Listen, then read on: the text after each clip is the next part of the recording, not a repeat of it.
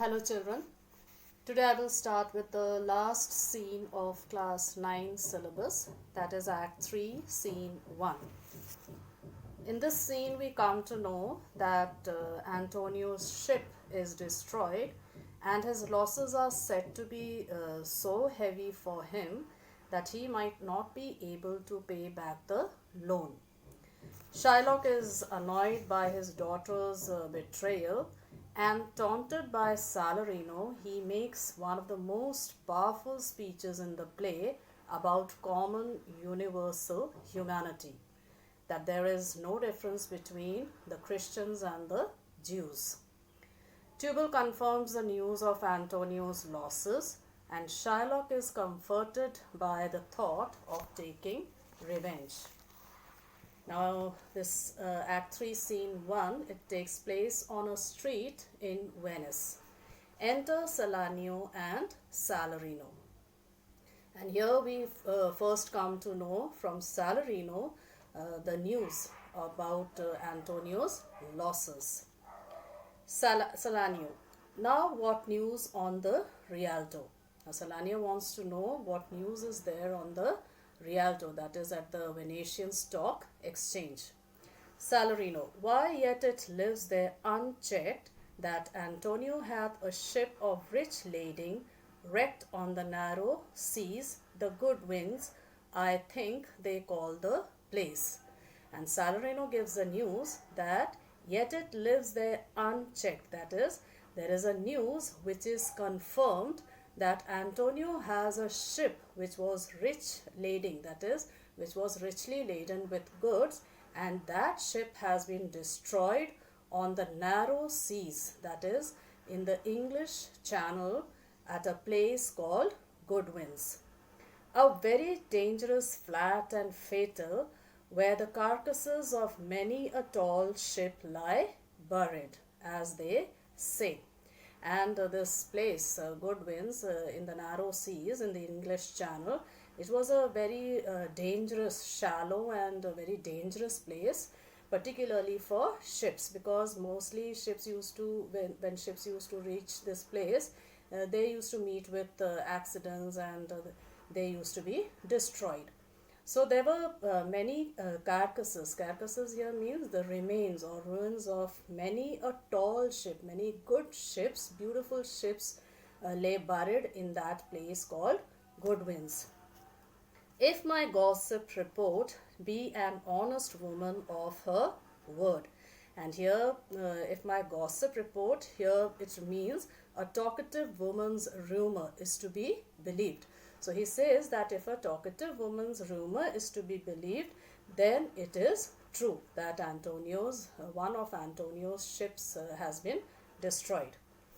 Salanio. I would she were as lying a gossip in that, as ever napped ginger, or made her neighbors believe she wept for the death of her third husband. Now here Salanio says, I would, that is, he wishes that the talkative woman was lying, that it was just a gossip, and it was as big a lie as that of an old woman who chewed ginger. Napped ginger means who chewed ginger and made her neighbors believe that she was crying for the death of her third husband. So he just wants that the news about Antonio's ship being destroyed is not true. But it is true without any slips of prolixity or crossing the plain highway of talk that the good Antonio, the honest Antonio, oh that I had a title good enough to keep his name company.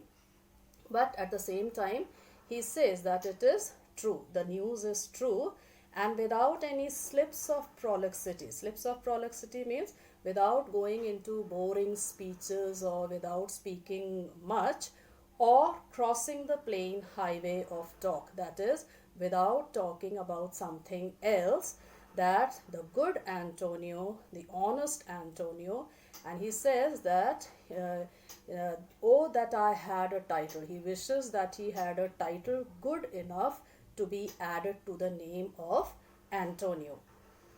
Salarino, come, the full stop. Then Salarino says, come to the end of your story. Put an end to the story. Salanio, ha, what sayest thou? Why, the end is, he hath lost a ship. So Salanio says that the end of the story is that he, that is Antonio, has lost a ship. That is true. Salarino, I would it might prove the end of his losses. And here Salarino also wishes, I would. Would here means wish. So he wishes that it might prove the end of his losses. That is, no more of Antonio's ships should be destroyed. Salanio, let me say Amen betimes, lest the devil cross my prayer. For here he comes in the likeness of a Jew.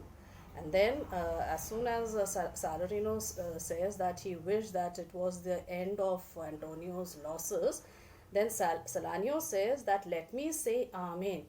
We say Amen at the end of a prayer. And what is the meaning of Amen? Be it so. That is, whatever you have prayed for, that should be fulfilled. So Salanio says that let him say Amen betimes quickly, lest the devil, otherwise the devil will cross my prayer. The devil will damage or ruin his prayer. That is, his prayer will not be fulfilled. For here he comes in the likeness of a Jew. And then Salanio says, because the devil, here he comes, he says that the devil comes in the likeness of a Jew, in the form of a Jew. Because at that time, Shylock was just coming. And here Salanio is referring to Shylock as the devil, that the devil was coming and he will ruin his prayer.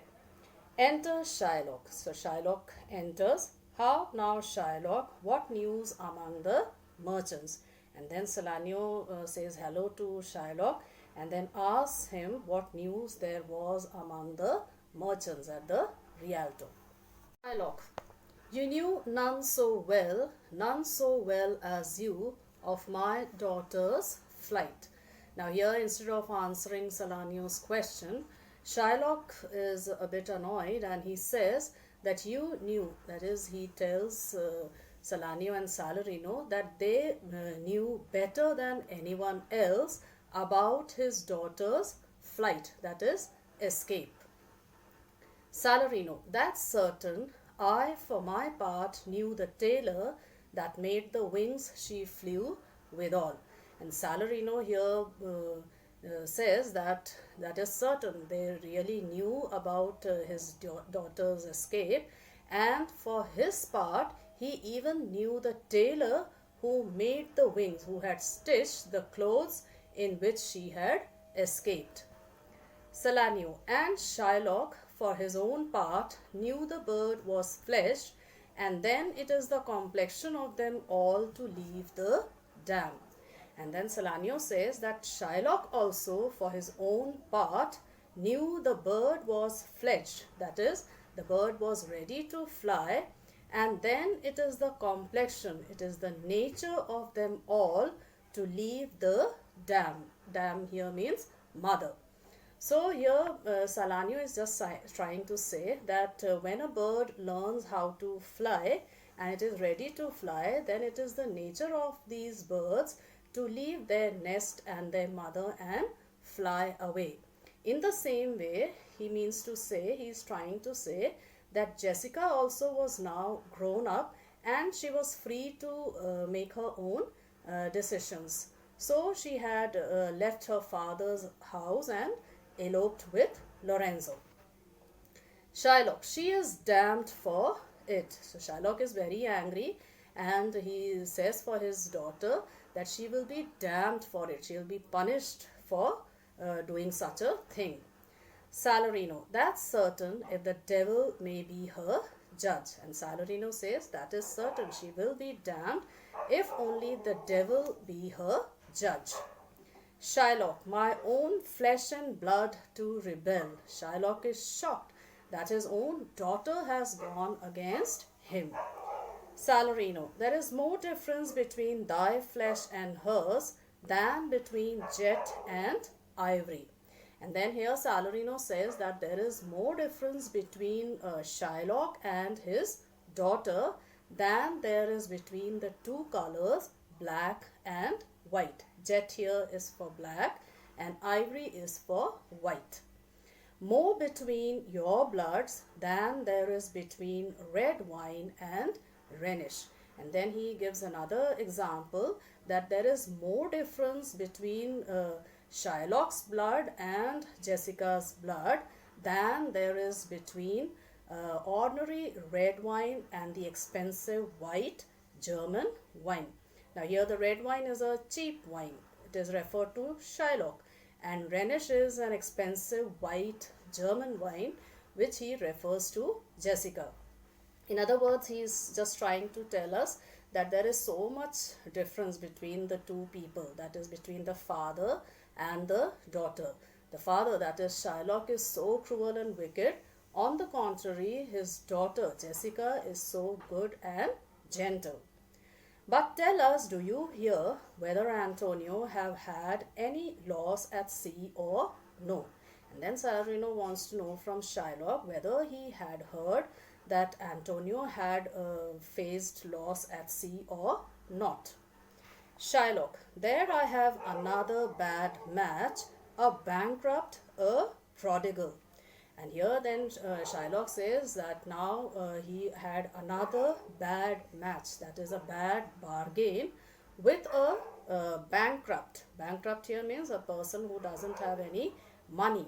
A prodigal means somebody who spends lavishly, who dare scarce show his head on the Rialto. And Antonio was a person who hardly showed his face at the Rialto. A beggar that was used to come so smug upon the mart. And here Shylock refers to Antonio as a beggar who used to come so smug, that is, who used to come self-satisfied at the mart, that is, at the market. Let him look to his bond, he was wont to call me a usurer. And here Shylock says, let him look to his bond, let him be reminded that he had signed a bond. And he was wont to call me a usurer, that is, Antonio used to call him a money lender, that is, a person who takes a lot of interest, unfair interest, and lends money. Let him look to his bond, he was wont to lend money for a Christian courtesy. And again Shylock says that let him look to his bond, because Antonio was a person who used to lend money for Christian courtesy, out of Christian kindness. That is, Antonio used to lend money without taking any interest.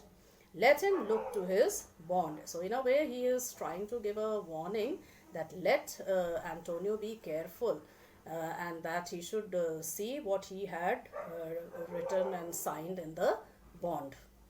Salarino, why I am sure if he forfeit, thou wilt not take his flesh. What's that good for? Now here Salarino asks Shylock that if Antonio forfeit, that is, if Antonio fails to repay the money on time, thou wilt not take his flesh. Will you take or will you not take his flesh? What's that good for? Because what good is human flesh to anyone? And then after that Shylock gives a speech showing that there is no difference between Christians and Jews. If they are same in everything, then they can be same in taking revenge also. So Shylock says to bait fish withal. That is, Shylock says that he will use Antonio's flesh as a bait to catch fish. Bait is a food that is used to catch fish. So he was going to use Antonio's flesh to catch fish. If it will feed nothing else, it will feed my revenge. If it will feed nothing else, then it will feed my revenge. That is, then it will satisfy his revenge. That is, he will be happy that he has taken revenge. He hath disgraced me and hindered me 500,000, laughed at my losses, mocked at my gains, scorned my nation, thwarted my bargains, cooled my friends, heated mine enemies, and what's his reason? Now, here Shylock gives various reasons as to why he wanted to take revenge from Antonio. So, these are the different things that Antonio had done to Shylock. He had disgraced me. Antonio had insulted Shylock and hindered me 500,000. Antonio had prevented Shylock from making a profit of 500,000 ducats, laughed at my losses. Whenever Shylock met with losses, Antonio had laughed at him, mocked at my gains, made fun of his gains, that is profits, scorned my nation. Antonio hated his Jewish race, thwarted my bargains. Antonio had interfered with Shylock's bargains, cooled my friends, said certain things and had reduced the love, the affection of his friends for Shylock, heated mine enemies, and then Antonio had angered the enemies of Shylock also. And what was his reason for doing all this? What was Antonio's reasons for doing all these things? I am a Jew, that Shylock was a Jew. Hath not a Jew eyes? Hath not a Jew hands, organs, dimensions, senses, affections, passions? So now here he says that does not a Jew have eyes, hands, organs, dimensions? That is, don't they have shapes, senses, affections, passions, feelings, and emotions?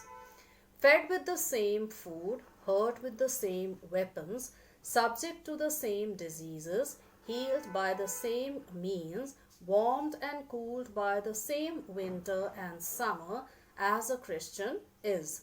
If you prick us, do we not bleed? And then he says that that the Jews also have the same food, they are hurt with the same weapons, they also suffer from the same diseases, healed by the same, they also are healed by the same methods, warmed and cooled, they are also affected by the cool winter and the hot summer as a Christian is. If you prick us, do we not bleed? If they are pricked by anyone, don't they bleed? If you tickle us, do we not laugh? If somebody tickles them, they also laugh. If you poison us, do we not die? And if you wrong us, shall we not revenge? So, just as whatever happens to Christians, the same things happen to Jews. In the same way, here Shylock is asking a question that if you wrong us, that is, if the Christians wrong them, do something wrong against them, then shall we not take revenge?